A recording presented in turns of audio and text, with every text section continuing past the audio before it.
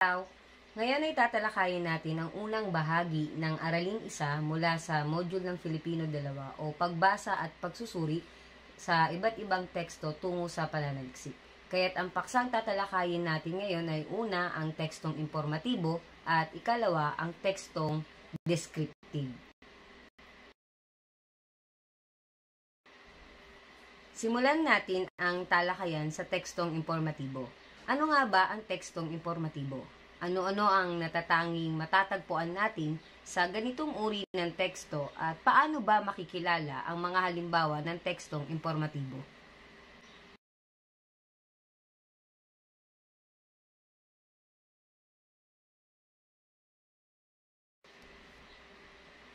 Linawin natin ang konsepto ng tekstong informatibo batay sa mga sumusunod na salita: naglalahad, bagong kaalaman, nagbibigay linaw, sinasagot ang tanong na ano, kailan, saan, sino, paano. Tiyak na binabanggit ang paglalahad o pagbibigay ng impormasyon sa isang tekstong informatibo.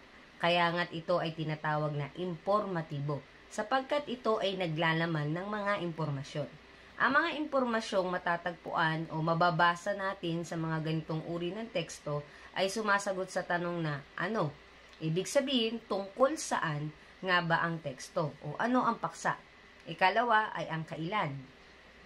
Pagbibigay ng impormasyon kung anong petsa o panahon ang binabanggit, pwedeng araw, buwan o taon. Gayon din ang mga sagot sa tanong na saan at sino.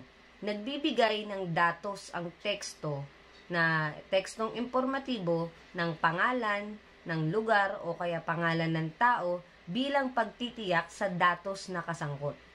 At maging ang datos na sumasagot sa tanong na paano. Ito ay nagbibigay linaw sa mga hakbang na dapat malaman ng mambabasa sa kung paano isasagawa ang isang proseso. Sa makatuwid, ang tekstong informatibo ay nagtitiyak o nagbibigay ng tiyak na pagtalakay o nagbibigay linaw ukol sa isang paksa sa pamamagitan ng paglalahad ng mga konkretong datos o impormasyon.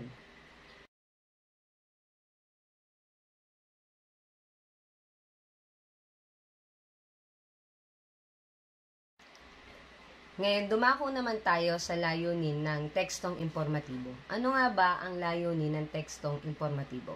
Kapag sinasabi nating tekstong informatibo, ito ay naglalayon na maging lunsaran ng impormasyon na tinatanggap at pinaniniwalaan ng lahat at nagpapaliwanag ng konsepto.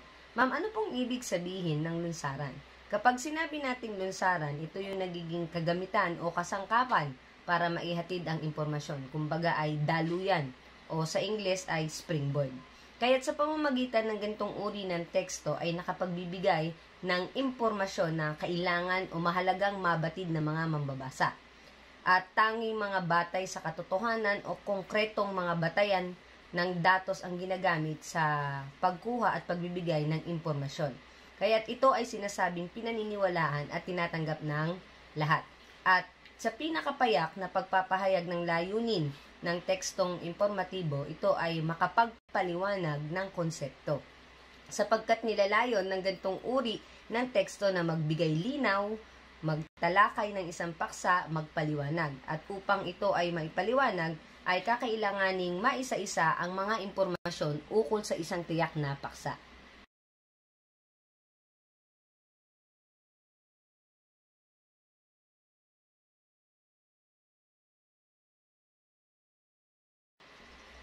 Marahil ay nag-iisip kayo, ano kaya ang halimbawa o mga halimbawa ng isang tekstong informatibo? Naririto ang mga halimbawa na maaari nating ihanay bilang tekstong informatibo. Ang pahayagan o dyaryo, mga balita, komersyal at advertisement, mga babasahin o artikulo na mula sa ating mga sanggunian o batayang aklat. Ang bawat isa sa mga nabanggit ay may tiyak na mga datos na nakatutulong para sa kabatiran ng ating mga mambabasa. Tulad ng pahayagan o dyaryo, yung mga balitang yan, nagiging informatibo ito sapagkat ito ay naghahatid ng mga impormasyon na maaaring hindi pa nalalaman ng mga mambabasa at mahalagang ito ay kanilang mabatid. Maaaring batay sa isang tiyak na kaganapan o pangyayari. Gayon din ang mga commercial o advertisement. Ito ay nagbibigay ng kabatiran para sa mga mamimili kung ano na ba ang mga bagong produkto, ano ang produkto, saan ito mabibili, magkano, o kung ito ba ay mabisa at para saan ito. Higit lalo, ang ating mga aklat o ating mga batayan o sangguniang aklat, ito yung ating unang takbuhan para sa ating pagkuha ng mga bagong kaalaman. Dito tayo kumukuha ng mga impormasyon upang tayo ay matuto.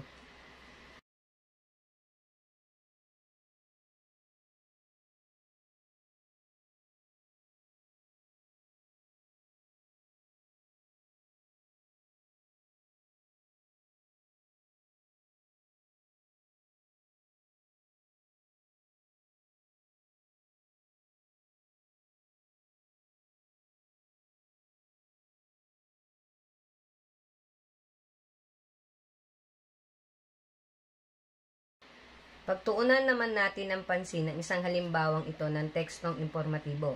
Ito ay balita mula sa pahayagan na Abante na nalathala nitong 19 ng Marso, kasalukuyang taon, sa panulat ni Eraline Prado. Basahin natin ang halimbawa. SM may trabaho para sa mga PWD. May pagkakataon na ring makapagtrabaho ang mga may kapansanan o persons with disabilities o PWD sa mga SM Mall.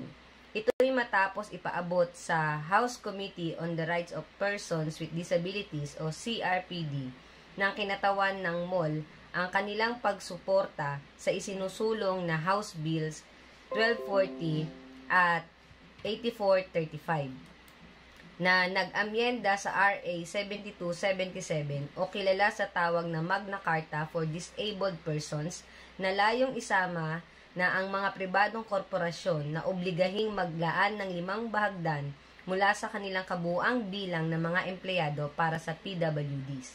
Sa virtual hearing ng komite, sinabi ni Bien Mateo, kumakatawan sa SM, na sinusuportahan nila ang panukala, sa katunayan ginagawa na nila ito ngayon. Nakikipag-ugnayan umano sila sa mga local government unit sa pagkuha ng PWDs para magtrabaho sa kanilang kumpanya. Hindi ba't ang dami nating makukuhang impormasyon sa balitang ito? Kahit pa sabihin nating medyo maikli ang balita, ito ay mayaman sa impormasyon. Malinaw na ipinapahayag kung sino o ano ang benepisyo na nilalaman ng balita. Matibay din na nailahad kung saan nagmula ang impormasyon na mula ito sa sangay ng pamahalaan, anong house bills, at ang patunay na rin na ito ay nagaganap na o ipinatutupad na. Kaya't sino mang makababasa nito ay maliliwanagan ukol sa mabuting oportunidad na makukuha ng ating mga PWD at kung saan, at ito ba ay may katotohanan, ito pa ay dapat nilang paniwalaan sapagkat nagbanggit ito ng mga batayan at mga tiyak na sangay, ito nga ay kapani-paniwala.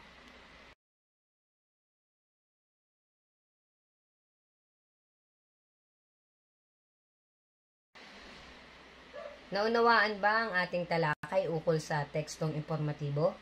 Kung gayon, tandaan na ang tekstong impormatibo ay mga tekstong nagbibigay ng datos o impormasyon para sa kabatiran ng mga mambabasa.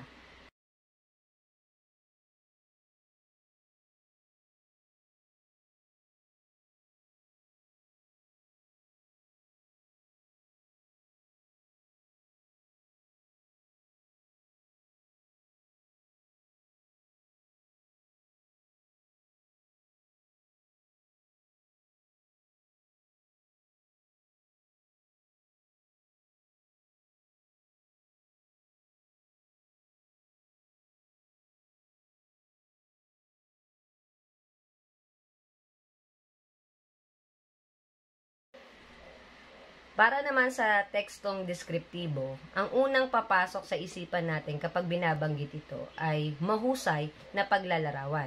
Sa ganitong uri ng teksto, napakahalaga na magkaroon ng mahusay na pagtitiyak o pag-iisa-isa ng mga salita na makapagbibigay ng katangian ng isang paksa. Maaaring ang mga katangiang ito ay nakikita o di nakikita. Maaaring sa pamamagitan ng eksakto o tiyak na salita ay makapagbibigay tayo ng paglalarawan na makabubuo ng imahen sa isipan ng mambabasa. Kung halimbawa ang isang mag-aaral na nagbabasa ay nabubuo niya ang larawan, itsura, o anyo sa kanyang isipan ng binabasa niyang tauhan sa kwento at gayon din ng lugar, ibig sabihin naging mahusay ang manunulat sa paggamit ng salita para ibigay ang mga salitang makapaglalarawan ng itsura o anyo ng tauhan at gayon din ang kapaligiran ng tagpuan.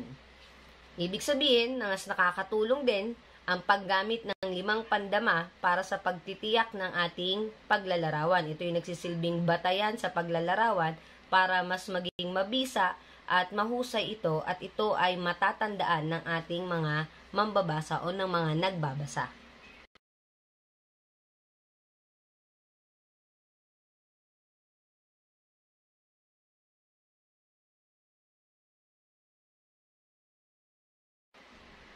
Ang tekstong descriptive ay mayroong 2 uri.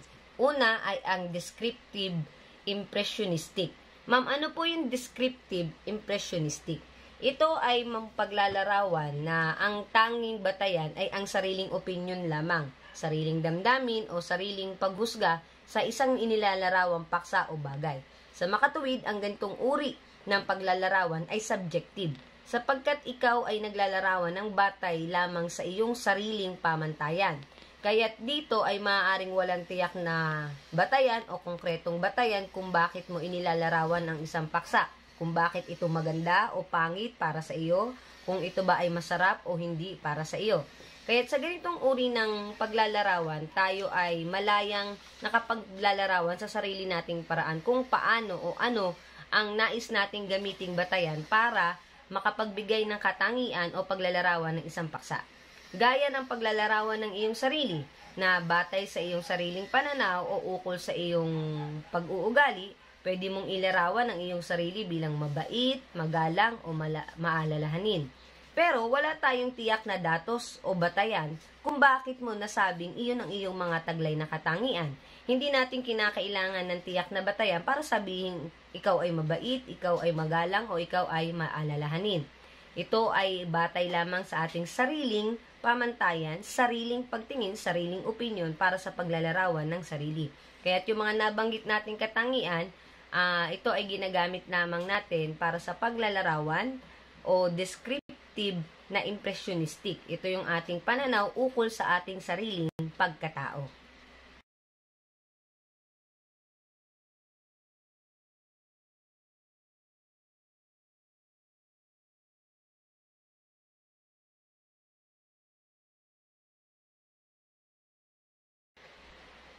Sa ikalawang uri naman ng deskriptibo, ito ay tinatawag na descriptive technical, sapagkat ito ay objektibo. Objektibo ito dahil sa ito ay may mga tiyak na datos na ginagamit para makapaglarawan. Maaaring maglarawan batay sa datos na nakikita sa isang ilustrasyon o diagram o mula sa isang pag-aaral. Technical ito sapagkat may mga konkretong impormasyon ang kakailanganin upang maisagawa ang paglalarawan ng isang paksa o bagay. Tulad ng teknikal na paglalarawan ng iyong sarili, maaaring ibigay mo ang tiyak na datos ng iyong sarili katulad ng kumpletong pangalan, edad, kaarawan, mula sa buwan, araw at taon. Ito ay mga teknikal na datos ng paglalarawan.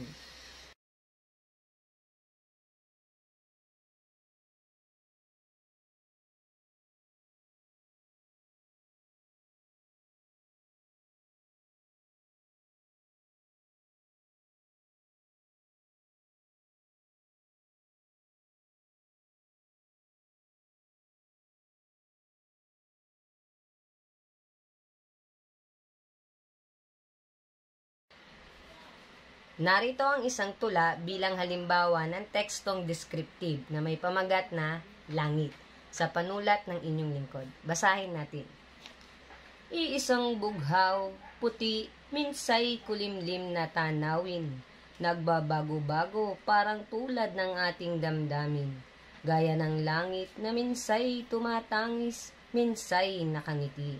Ganyan din ang langit mong sumisilong sa akin. Sinlawak ng langit ang handog mong pag-ibig, siya ngang tunay ay di mahagip ng aking paningin. Wika mo'y walang hangganang akong iibigin, kaya't ako'y aasang iya'y iyong tutuparin. Kaya't ang langit na bumabalot ngayon sa akin ay yaong maaliwalas at nagnunumingning. Salamat sa tunay at matapat mong pagtingin na kung ako'y turing ay tila langit man din. Ang halimbawang ito ng tekstong descriptive ay gumagamit ng mga salitang naglalarawan ng paksang pag-ibig sa ilalim ng descriptive impressionistic. Subjective o pansarili lamang ang pamantayan ng paglalarawan ng kanyang nadaramang pag-ibig. Maaaring ang mga salitang paglalarawan ay kung ano ang nadarama ng manunulat sa oras na kanya itong isinulat. Ngunit hindi nangangahulugan na ito rin ang nadarama ng lahat ukol sa paksang pag-ibig.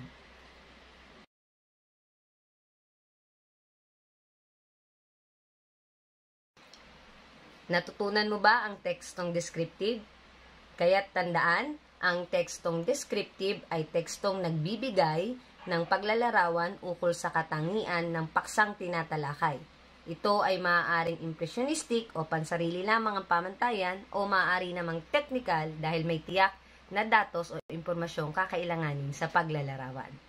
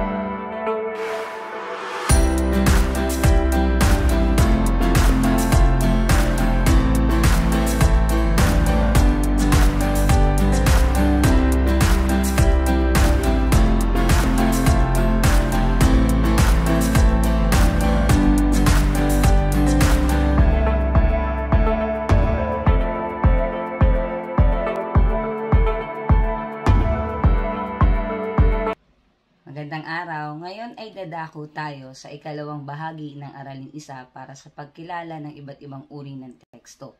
At para sa video na to, ang tatalakayin natin ay ang uri ng teksto na persuasive at tekstong naratibo. Alamin natin ano ang mga ito at ano ang pagkakaiba ng bawat isa.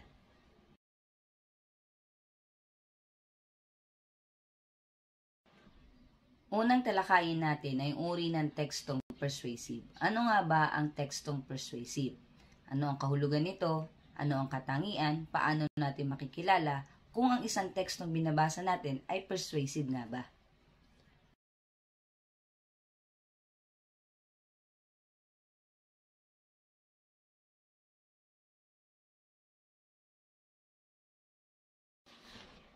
Una nating talakayin ang tekstong persuasive.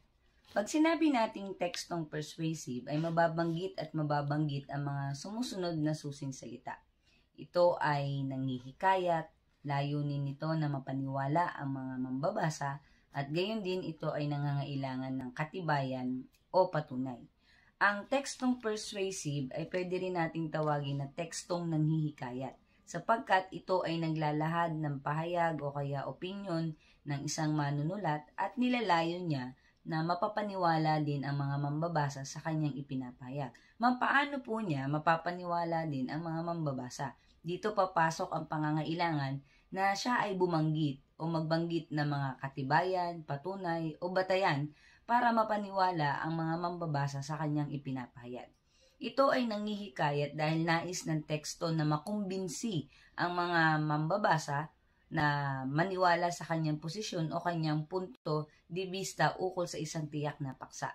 Sa pamamagitan ng tekstong panghihikayat, inilalahad ng manunulat ang mga positibo o mga batayan na higit na makakapagbigay linaw sa kanyang posisyon nang sa gayon ay mapaniwala niya ang mga mambabasa.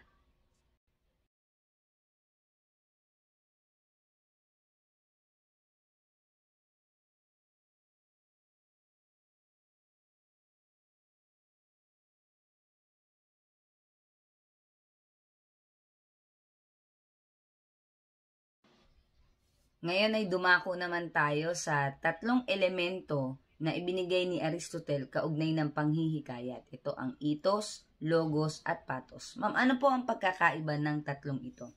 Ang ethos ay hango sa salitang Griego na ito ay kaugnay ng etika. At pag sinabi nating ethos, ito ay tumutukoy sa kredibilidad o yung tinatawag natin personalidad ng isang manunulat o ng isang tagapagsalita. Dito nagkakaroon ng pagpapasya ang isang mambabasa ukol sa kanyang binabasang teksto kung siya ba ay maniniwala o tatanggapin niya ang mga binabasa niyang pahayag batay sa paninindigan ng pagkatao ng isang manunulat. Ikaw ba ay maniniwala sa isang teksto na nagsasaad ng kanyang posisyon batay sa pagiging autoridad o kung sino ba ang taong ito sa lipunan? Halimbawa, merong ang isang teksto ay nagpapahagiyag ukol ng kanyang sariling paniniwala o paninindigan sa isang isyong panlipunan. Kung ang teksto ay nagpapahayag ay mula sa isang mamamayan at ang mamamayan na ito ay na siya ay kasapi ng isang maliit na barangay o ating karaniwang mamamayan, maaaring ang kanyang magiging pagpapahayag sa kanyang isinulat na posisyon ay may maliit lamang na bahagdan ng mga maniniwalang mambabasa. Ibig sabihin, mababa ang ethos ng tao para sa kanyang kredibilidad dahil hindi siya ganun kakilala, hindi siya ganun ka-autoridad o hindi ganun kalaki ang pagiging personalidad niya sa isang lipunan. Di tulad kung ang isang manunulat na nagpahayag na kanyang posisyon ukol sa isang isyong panlipunan ay isang politiko, kilala sa buong Pilipinas, mas malaki ang bahagdan na mas marami ang maniniwala sa kanya sapagkat kilala siya bilang isang personalidad sa larangan ng ating politika. Sa ikalawa namang salik, ito ang tinatawag nating logos. Ito ay salitang Griego din na kung saan ito naman ay tumutukoy sa mga pangangatwiran na ibinabatay sa mismong paraan ng pagmamatuwid. Ano ba ang nagiging lohika, kumbaga, ng kanyang pangangatwiran? Ibig sabihin, hindi natin inaalam kung siya ba ay isang abogado, isang politiko, isang doktor. Labas naman tayo sa kanyang personalidad. Ang logos naman ay tumutuon ay sa kung gaano kahusay nga ba ang isang tao sa kanyang pamamaraan ng pagpapahayag. Paano ba ang kanyang kahusayan sa naging pagsasalansan niya ng kanyang pangangatwiran? May mga tao na talagang mahusay sa larangan ng kanyang paninindigan. Paano niya ito bibigyan ng mga patunay? Paano niyang iuugnay o ikakabit ang kanyang paninindigan sa isa-isa niyang mga katibayan? Dito na isasalansan niya ang bawat patunay na may malaking kaugnayan para patunayan o bigyan katibayan ang kanyang paninindigan ay nasa tama. Kaya nga sinasabi natin lohika ng pangangatwiran. Dito nagpapakita na mas pinakamalapit sa pagiging tama ng kanyang pangangatwiran. At ang ikatlong elemento o salik ay ang pathos. Pag sinabi naman nating pathos, ito ay ang panghihikayat na may kinalaman sa emosyon o nadarama o sa loobin ng isang mambabasa. Ibig sabihin, nagkakaroon ng pagtingin ang isang mambabasa sa kanyang binabasang paninindigan o isang tekstong nanghihikayat batay lamang sa sarili niyang damdamin. Nagkakaroon siya ng pagtitimbang kung ito ay gusto niya o hindi niya gusto o maniniwala siya o hindi batay lamang sa kanyang sarili o personal na nadarama. Yan ang pagkakaiba-iba ng tatlong elementong ibinigay ni Aristotle: ethos, logos, at pathos. Ethos kapag ito ay may kaugnayan sa kredibilidad, logos kung ito ay may kaugnayan sa lohika o paraan ng pangangatwiran, at pangatlo yung ating pathos ay may kaugnayan naman sa damdamin o emosyon.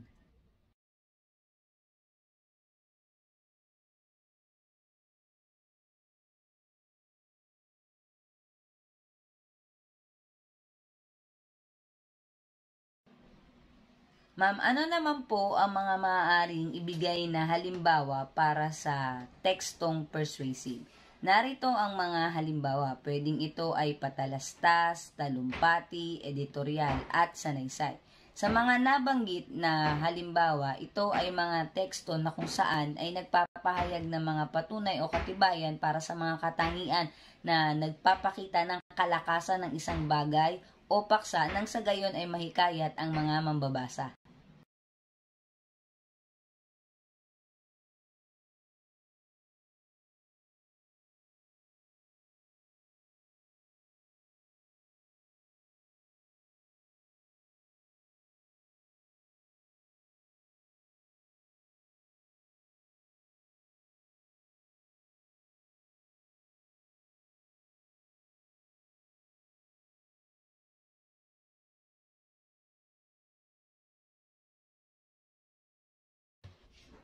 Narito ang halimbawa ng isang salaysay na kung alin ay naglalahad ng kahalagahan ng pananaliksik, isang posisyon na pagpapahayag kung bakit nga ba mahalaga ang isang pananaliksik.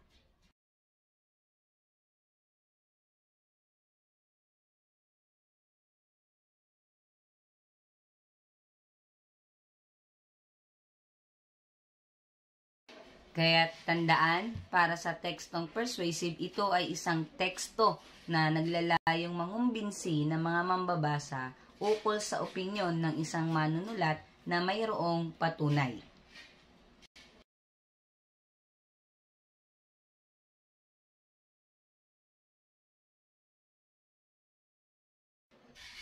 Ngayon naman ay dumako tayo sa ikalawang uri ng teksto, ang tekstong narrative. Ano nga ba ang katangian ng tekstong narrative at paano natin ito bibigyan ng pagpapakahulugan?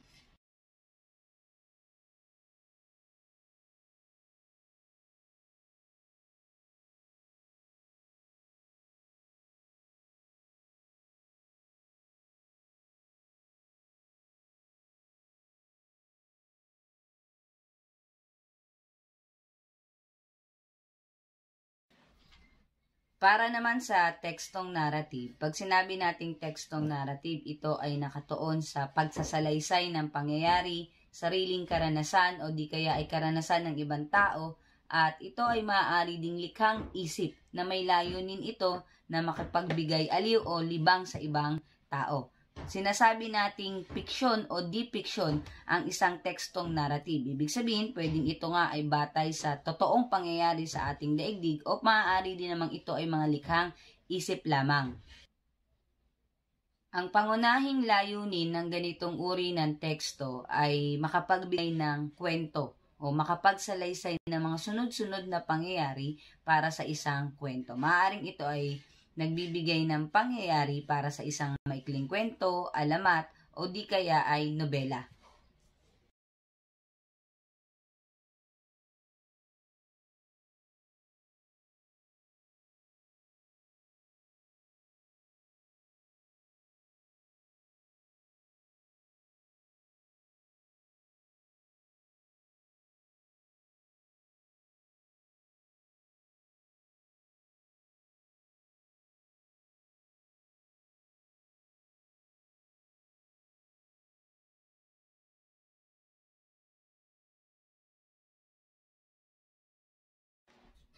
Para naman sa ikalawang bahagi ng tekstong narrative, ito yung tinatawag natin na komplikasyon ng kaganapan. Dito sa bahaging ito isinasaad ang pagkakasunod-sunod o pagkakakawing-kawing ng mga pangyayari o kaganapan sa isang kwento.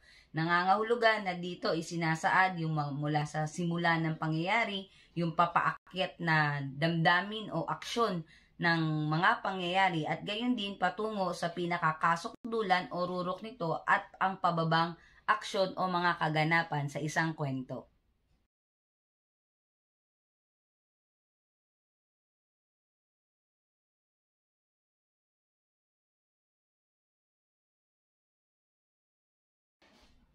At ang ikatlong bahagi ng tekstong narrative ay ang tinatawag nating resolusyon.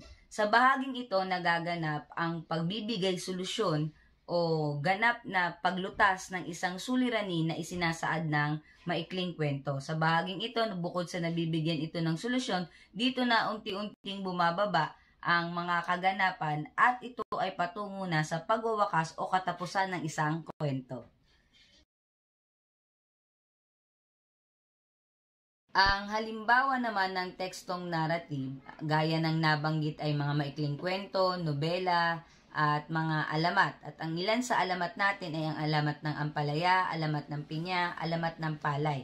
Na kapag sinasabi nating alamat, ito ay nagsasalaysay ng mga pangyayari upang ipaliwanag kung paano nga ba o saan nagsimula ang isang bagay o paksa.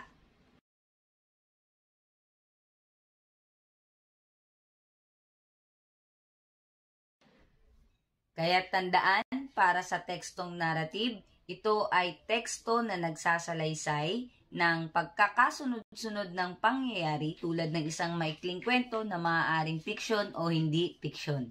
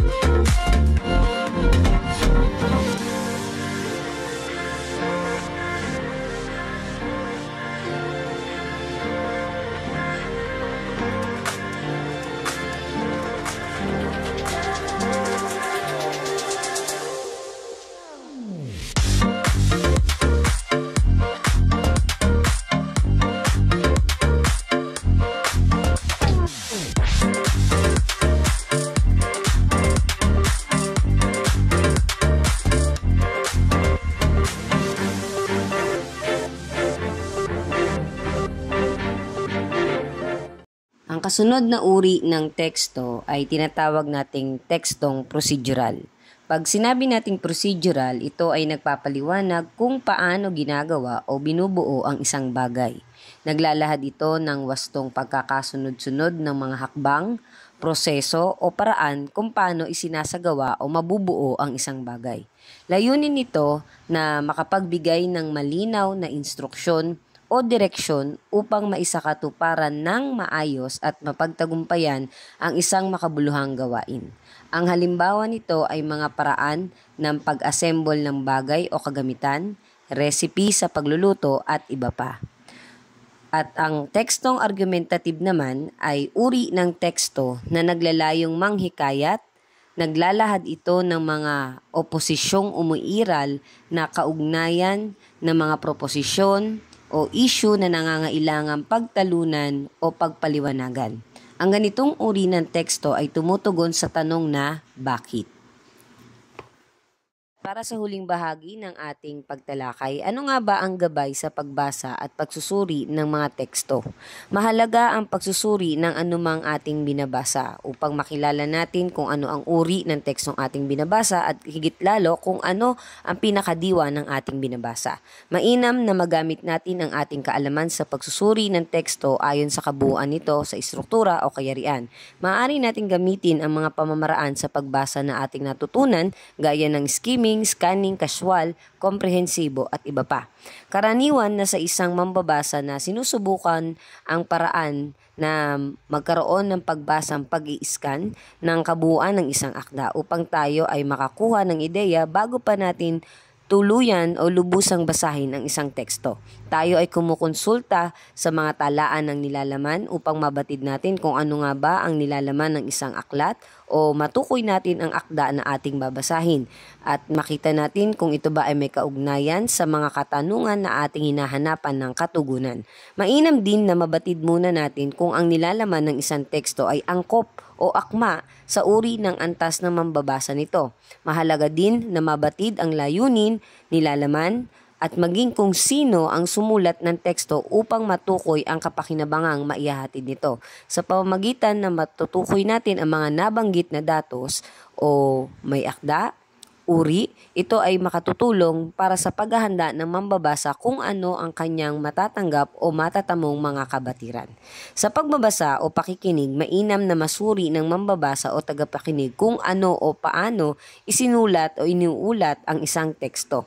Sa ganitong paraan ay nagiging sistematiko din ang ating pagtanggap dahil nagiging handa tayo bilang mambabasa sa ating babasahing teksto. Kung ang isang teksto ay kakikitaan ng mahalagang impormasyon, mainam na ito ay hanapan ng katibayan, mga konkreto na pinagbatayan o sanggunian ng konsepto sa paglalahad ng akda. Gayon din ang pag-unawa o pagpapakahulugan ng mga salitang ginamit, ang pagsasaalang-alang sa paraan ng pagkakasulat ng akda at pag-unawa sa nilalaman ng teksto, maging ang katuturan o kahulugan ng akda sa disiplinang kinabibilangan nito.